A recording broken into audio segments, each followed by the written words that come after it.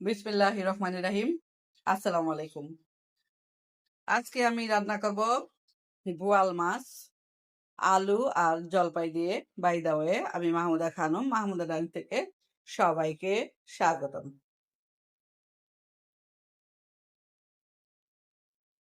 চুলায় মাছ ভাজার জন্য হাঁড়ি বসিয়ে দিয়েছি। এই হাঁড়িটাতেই মাছ ভাজবো, আবার রান্নাও এটাতেই করব।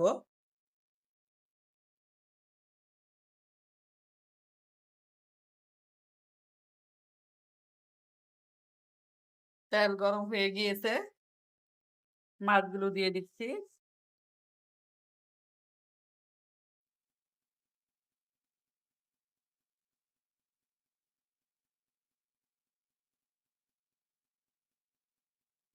মাছ ভেজে সাইডে তুলে রেখেছি, ওই হাঁড়িটাতেই রান্না করব।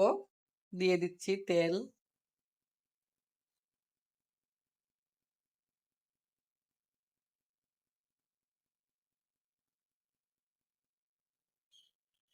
দিয়ে দিচ্ছি হলুদের গুঁড়া,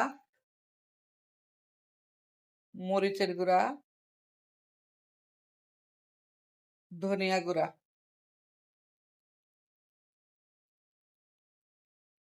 দিয়ে দিচ্ছি আদা রসুন বাটা,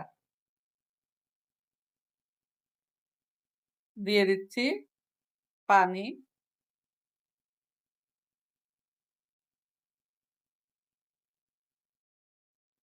দিয়ে দিচ্ছি স্বাদ মতো লবণ,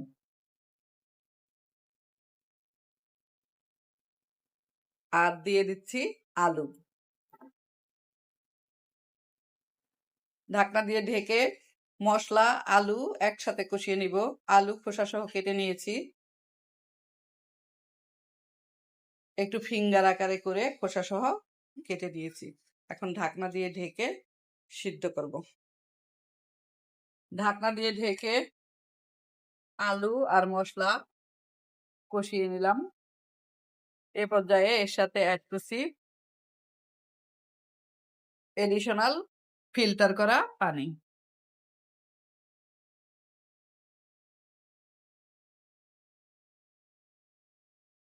গ্রেভি ভালোভাবে ফুটে উঠেছে, এ পর্যায়ে মাছগুলো দিয়ে দিচ্ছি।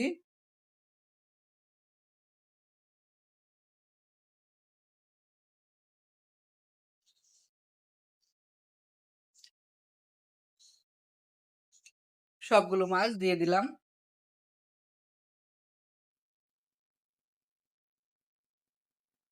এখন এর সাথে অ্যাড করছি জলপাই আর কাঁচামরিচ,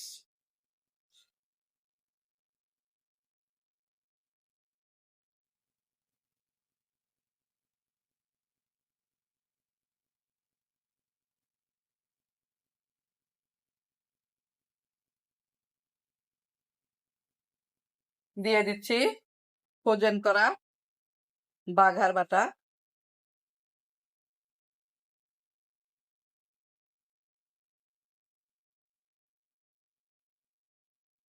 ঢাকনা দিয়ে ঢেকে দিচ্ছি।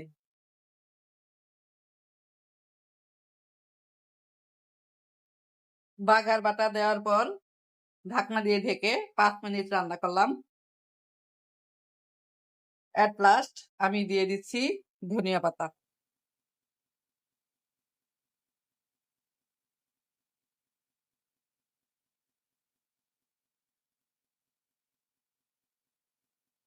ধনিয়া পাতা দেওয়ার পরে 1 মিনিট ঢাকনা দিয়ে ঢেকে দিয়েছিলাম। বোয়াল মাছ, আলু, জলপাই, ধনিয়া পাতা দিয়ে রান্না কমপ্লিট। সবাই ভালো থাকবেন, সুস্থ থাকবেন। ফিরে আসবো নতুন কোনো রেসিপি নিয়ে। আল্লাহ হাফেজ। আসসালামু আলাইকুম।